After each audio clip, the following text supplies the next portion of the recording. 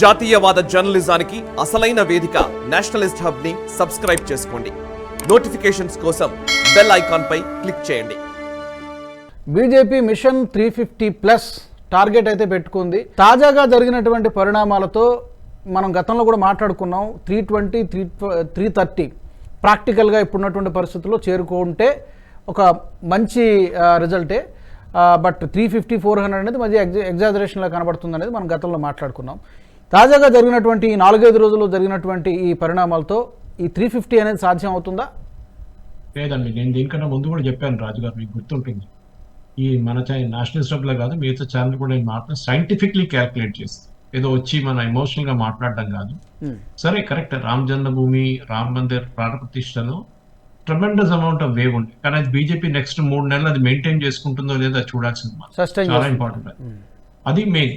ఎందుకు ఈ 3 నెలలు మెయింటైన్ చేయలేకపోతే అది ప్రాబ్లం అయింది. నెక్స్ట్ అది బీజేపీకి ఇప్పుడున్న 303 నుంచి 310 లేకుంటే 15 దాకా తీసుకొస్తే that it self is great. దాంట్లో యూపీలో ఉన్న 10 సీట్లు 5 సీట్లనే గుంజుకుంటే వాళ్ళు సమాజ్వాదీ పార్టీ ఇప్పుడు మాయావతి అయితే గెలవదు, ఎందుకంటే ఆమె ఆన్ అవర్ ఓన్ పోటీ చేస్తుంది అక్కడ. అట్లనే మీరు బీహార్ లో మంచిగా బార్గెన్ చేసి ఎక్కువ సీట్లు తీసుకుంటే, మహారాష్ట్రలో శివసేనని మొత్తం వైప్అవుట్ చేసి ఈ వాళ్ళ డిసిడెంట్ ఫ్యాక్షన్ కి ఓట్లు వచ్చేస్తే బీజేపీకి ఇప్పుడున్న 300 నుంచి 303 నుంచి 310, 312 నేను దానికన్నా ఎక్కువ చూడట్లేదు. ప్రాక్టికల్ గా ఆలోచించాలి.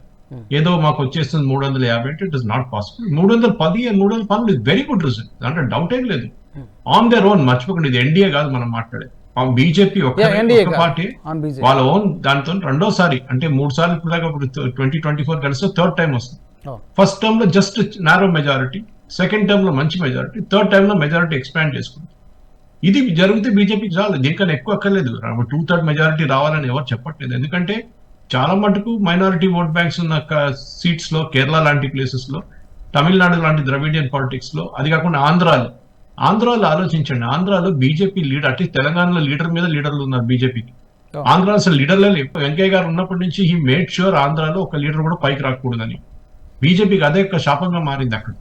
ఇప్పుడు దాకా బీజేపీ ఒక లీడర్ ఆంధ్రాలో రెగ్యులర్ గా మెయింటైన్ చేయలేకపోతున్నారు. అక్కడ ఇక్కడిని తీసుకొస్తున్నారు. కానీ ఆన్ దేర్ ఓన్ ఒక గ్రౌండ్ లెవెల్ నుంచి ఉమ్మడి ఆంధ్రప్రదేశ్ ఉన్నప్పుడు కూడా బీజేపీకి అక్కడ లీడర్ లేకుండా. పురంధేశ్వరి గారి ఎంట్రీతో ఏమన్నా కాస్త కూస్తో ఏమైనా ఉంటుందంటారా? పురంధేశ్వరి గారి ఎంట్రీతో ఏమన్నా కాస్త కూస్తో ఏమాత్రమైన మార్పు లేదండి. అగైన్ ప్రాక్టికల్ గా ఆలోచించారు.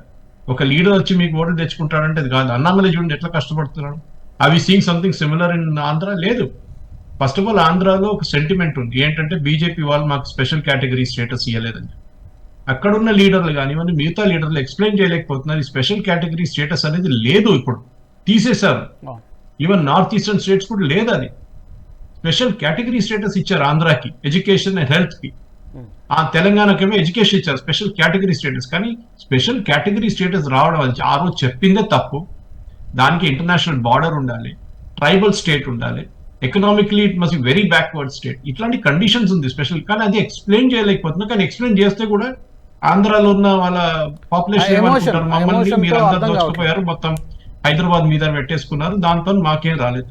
దానికి నేను తప్పు పట్టేది జగన్. ఎందుకంటే చంద్రబాబు నాయుడు గారు మొదలుపెట్టిన తర్వాత అమరావతిని ఆయన ఈగో ప్రాబ్లం పక్కన పెట్టకుండా అమరావతిని కూడా డిస్ట్రాయ్ చేసేసాడు. ఇప్పుడు ఏమైపోయిందంటే తెలంగాణకి ఎట్లా క్యాపిటల్ ఎప్పటి నుంచి ఉంది, హైదరాబాద్ ఇప్పుడు కాదు, 425 సంవత్సరాల నుంచి హైదరాబాద్ ఇస్ క్యాపిటల్.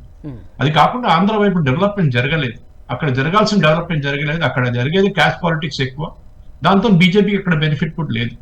సో అది చూస్తే మొత్తం ఆన్ ద ఓవరాల్ చూస్తే బీజేపీకి 312 నుంచి 315 వస్తే I think they will do extremely well.